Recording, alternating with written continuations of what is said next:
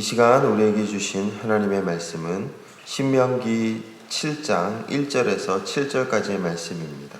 내 하나님 여호와께서 너를 인도하사 내가 가서 차지할 땅으로 들이시고 내 앞에서 여러 민족 헷 족속과 기르가스 족속과 아모리 족속과 가나안 족속과 브리스 족속과 히위 족속과 여부스 족속 곧 너보다 많고 힘이 센 7 족속을 쫓아내실 때에 또 그들과 혼인하지도 말지니 내 딸을 그의 아들에게 주지 말 것이요 그들의 딸도 내 며느리로 살지 말 것은 오직 너희가 그들에게 행할 것은 이러하니 그들의 제단을 헐며 주상을 깨뜨리고 아세라 목상을 찍으며 조각한 우상들을 불사를 것이니라. 여호와께서 너희를 기뻐하시고 너희를 택하심은 너희가 다른 민족보다 수요가 많기 때문이 아니니라. 너희는 오히려 모든 민족 중에 가장 적으니라. 아멘. 사람들에게 있는 심리 중에 하나 중에 보상심리라고 있습니다. 여러분들 보상심리가 뭔지 잘 아시죠? 내가 어떠한 일을 했을 때 거기에 대한 합당한 대가를 받는 것입니다. 사실 우리가 노동을 해서 임금을 받고 일을 해서 열심히 월급을 받는 것도 일종의 보상심리의 하나가 아닐까 생각이 됩니다. 물론 그런 것들은 어떤 이렇게 우리가 정한 것이 있기 때문에 우리가 정당하게 받을 수 있지만 뭔가 그런 것이 아니라 내 마음 가운데 인정해 주길 바라고 내가 좀 누리길 바라는 마음이 있지 않습니까? 특별히 교회에서 어떤 것들을 섬기며 이렇게 여러 가지 고생을 했는데 그런 것들을 어느 누구 알아주지도 않고 그냥 나 혼자서 고생만 하고 있다라면 우리 마음 가운데 섭섭한 마음이 많이 생기죠. 그때 사실 그 섭섭한 마음의 시작은 보상심리인 것 같습니다. 내가 이때까지 이렇게 고생했고 이렇게 내가 이때까지 수고했는데 왜 나를 이렇게 알아주지 않나? 왜 내가 이 수고를 아무도 나에게 애써서 잘했다 칭찬해 주지 않나? 그런 마음이 생기면서 우리의 마음 가운데 섭섭한 마음이 들 수 있을 것 같습니다. 이처럼 우리의 삶 가운데서 보상심리가 언제나 작용하게 되고 우리는 그것에 대해서 때로는 알게 모르게 그런 물질적인 보상뿐만 아니라 심리적인 보상 아니면은 여러 가지 것들로 우리 마음 가운데서 이렇게 보상심리가 작용하게 되죠. 자녀를 키울 때도 마찬가지인 것 같습니다.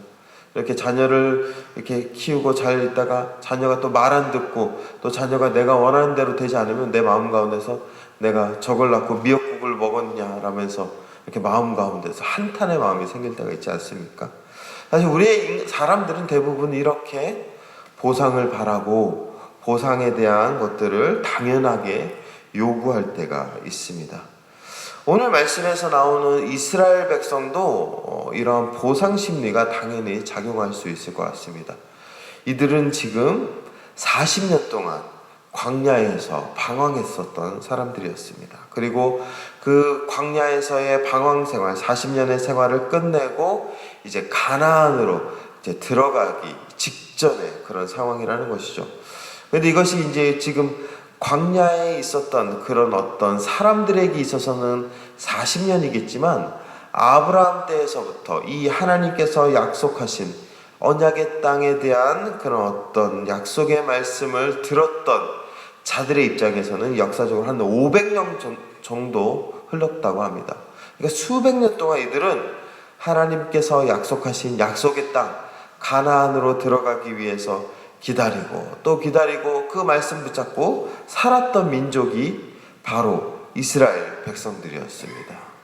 그러니까 이들 안에서 이제 지금 그 모압 평지에 있었던 수많은 사람들은 40년 동안 그리고 역사적으로 봤을 때 이스라엘 백성들은 그 역사적으로 봤을 때 500년 동안 지금 약속의 땅을 기다리다가 이제 그 땅에 들어가기 바로 직전의 상황에 있었던 것이었죠. 그러니까 이들의 마음 가운데 어떤 마음이 작용했을까요? 물론 그 땅에 대한 기대감, 그 땅에 대한 뭔가 막 희열감, 흥분된 마음도 있었겠지만 그들 안에 보상 심리가 작용했을 것 같습니다. 내가 이때까지 이렇게 기다리던 그 젖과 꿀이 흐르는 땅에 이제 들어가게 되니까 얼마나 그 마음 가운데 기대감이 컸었겠어요. 거기 가서 정말 젖과 꿀이 흐르는지 봐야겠다. 거기 가서 정말 많은 얼마나 큰 축복이 있는지 내가 이 축복을 마음껏 누려야겠다. 내가 하나님이 주신 이 행복을 내가 절대로 그냥 이렇게 지내지 않겠다라는 그 안에 보상 심리에 대한 기대감이 굉장히 높았을 것이라고 저는 그렇게 생각하고 있습니다.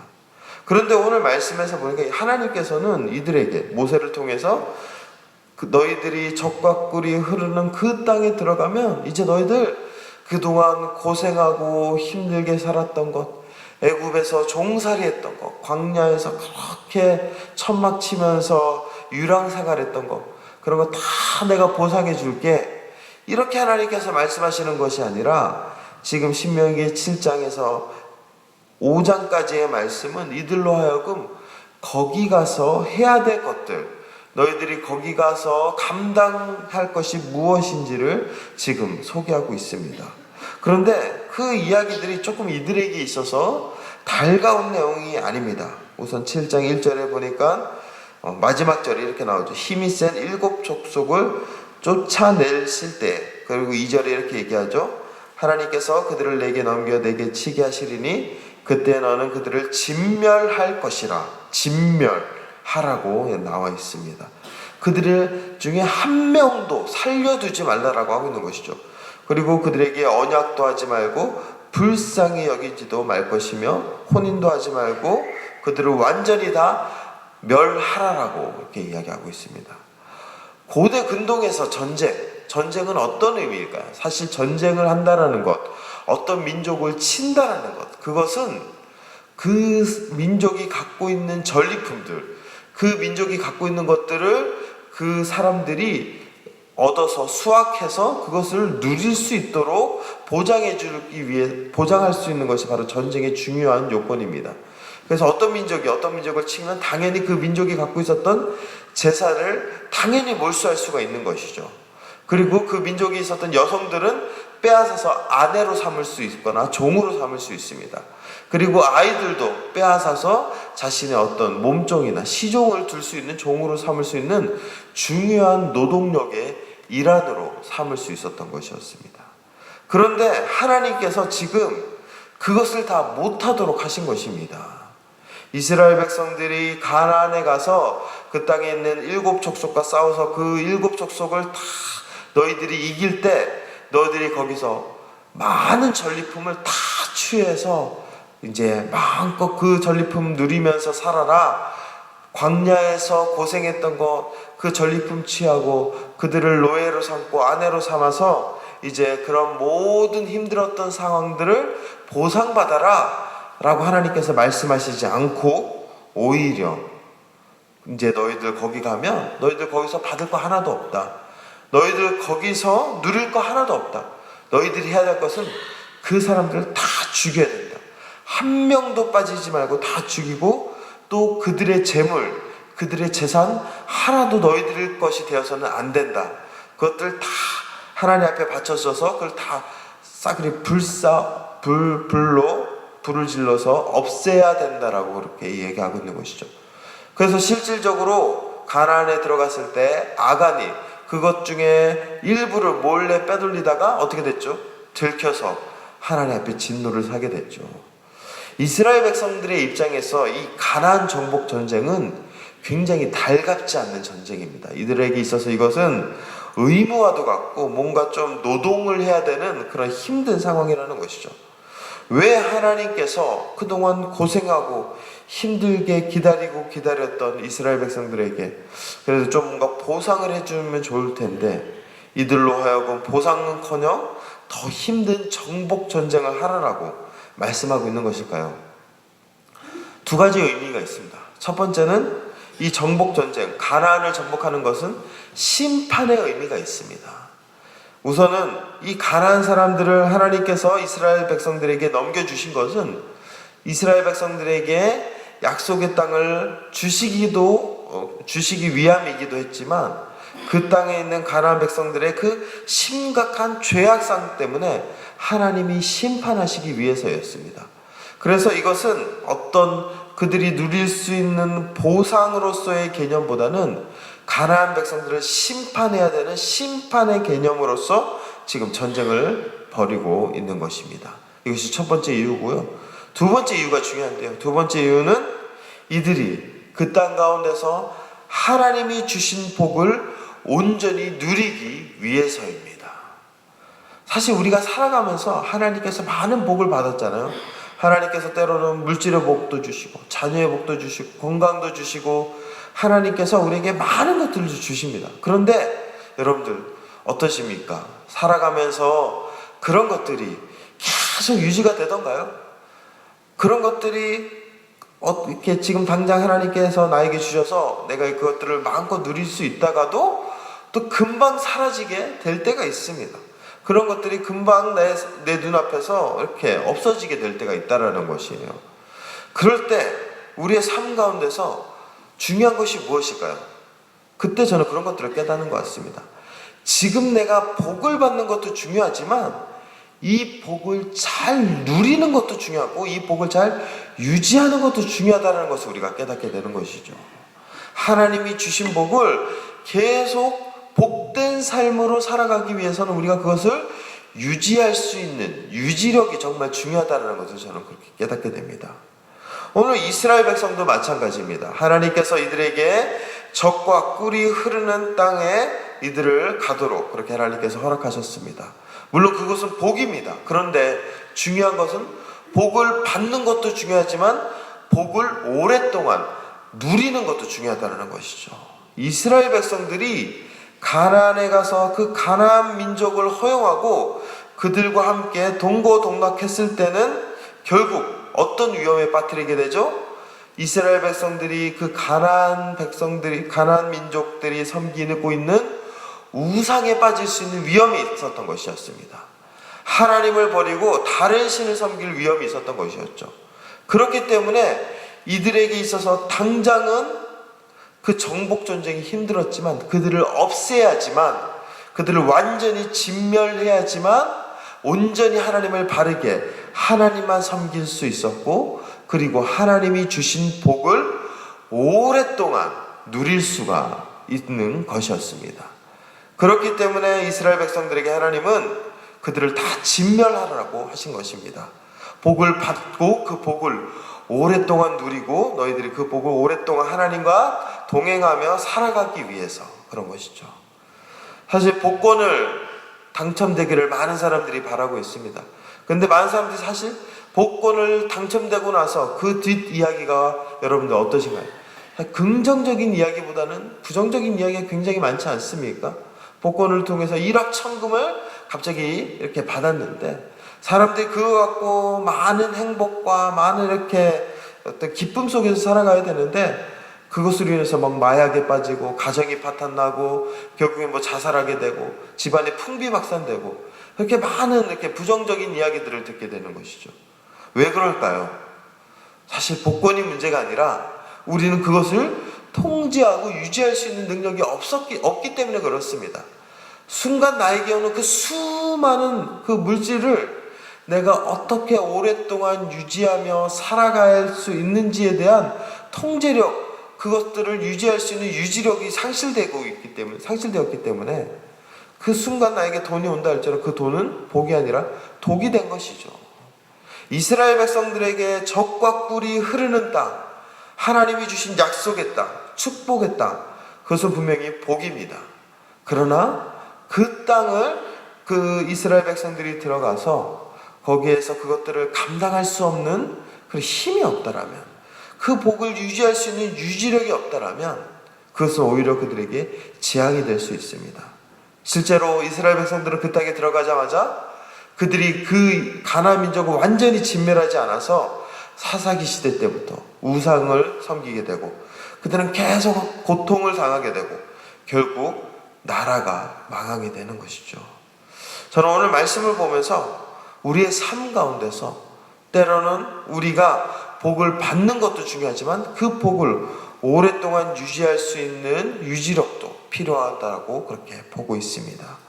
그것을 하기 위해서는 우리가 때로는 하나님 앞에 말씀 앞에 훈련하는 훈련의 자리가 정말 필요합니다. 이스라엘 백성들에게 이 정복 전쟁은 말씀에 훈련하는 훈련의 자리였습니다. 자신들이 하고 싶은 대로 그 이스라엘 백성들이 가나안에 가서 그들의 전리품을 취하고 그들의 여자들과 아이들을 노예로 삼고 아내로 삼는 그런 자신들이 하고 싶은 것들을 하는 전쟁이 아닌 철저히 말씀에 훈련되어서 하나님의 말씀대로 가나안 백성들을 심판하기 위한 훈련의 일환이었던 것이었습니다. 우리가 우리의 삶 가운데서 복을 온전히 유지하기 위해서는, 이 복을 계속 누리기 위해서는 언제나 말씀 앞에 훈련할 수 있는 훈련의 자리가 필요합니다. 사실 경건의 자리는 그래서 우리에게 유익이 되고 있습니다. 매일마다 우리가 자리에서 이렇게 하나님 앞에 기도하고, 또한 내가 정기적으로 말씀을 보고, 그리고 그 말씀에 순종하기 위해서는 때로 내 자신을 쳐서 복종하는 것, 이런 부분들은 하나님께서 주신 복을 오랫동안 유지하고 누릴 수 있는 귀한 훈련의 자리라는 것입니다. 저는 오늘 이 말씀을 보면서 우리가 우리의 삶 가운데 하나님께서 주신 복을 잘 유지할 수 있는 모든 성도님들 되었으면 좋겠습니다. 그러기 위해서 오늘부터 하나님 앞에 내가 해야 될 경건의 자리, 특별히 놓쳤던 말씀의 자리가 무엇인지 그것을 깨닫고 항상 말씀을 보면서 그 말씀을 기억하면서 살아갈 수 있는 귀하고 복된 성도님들 되길 소망합니다. 오늘 말씀 갖고 함께 기도하며 나가겠습니다. 주님, 내가 주님이 주신 복을 누리길 원합니다. 그러기 위해 매일마다 내가 말씀에 순종하며 말씀의 훈련을 받고 말씀 안에 머물러서 정말 이 주님 주신 복을 그냥 당장 누리는 것이 아니라 오랫동안 항상 간직하며 주님과 함께 동행하며 살아가는 삶 되게 하여 주시옵소서. 우리 같이 하나님 앞에 통성으로 기도하며 나가겠습니다. 하나님, 하나님께서는 우리에게 귀한 것들을 주셨습니다. 그것들은 나에게 잠깐 왔다 사라지는 것일 수 있고, 오랫동안 하나님이 주신 축복의 약속이 될 수도 있습니다. 하나님이 주신 것들을 오랫동안 우리가 누리며 감사하며 주님과 함께 동행하며 살아가기 위해 우리가 주님의 말씀 앞에 경건의 자리 가운데 언제나 애쓰며 힘쓰며 나아가는 자들 되게 하여 주시옵소서. 때로는 말씀이 우리를 힘들게 하고 어렵게 하고 부담이 될 때도 있지만, 하나님, 내가 그 말씀이 나에게 생명꿀임을 다시 한번 깨닫고 말씀에 순종하며 말씀 붙잡고 살아갈 수 있는 모든 믿음의 권속들 될 수 있도록 주님 함께하여 주시옵소서. 그래서 하나님이 주신 것들을 지금 이 순간에만 누리는 것이 아니라 오랫동안 주님과 함께 동행하며 주님 주신 것들을 날마다 맛보며 나아갈 수 있는 모든 믿음의 권속들 될 수 있도록 주님 축복하여 주시옵소서. 그래서 우리에게 하나님께서 이스라엘 백성들에게 약속의 땅 가나안이 온전한 축복의 땅으로 허락하여 주셨듯이, 우리가 살아가고 있는 이 모든 삶의 자리가 하나님과 함께 할 수 있는 영원한 축복의 자리가 될 수 있도록 주님 함께하여 주시옵소서. 감사드리며 예수 그리스도의 이름으로 기도합니다.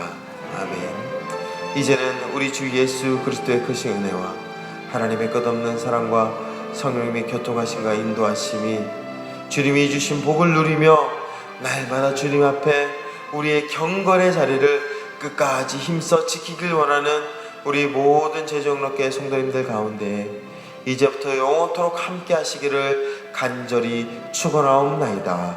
아멘.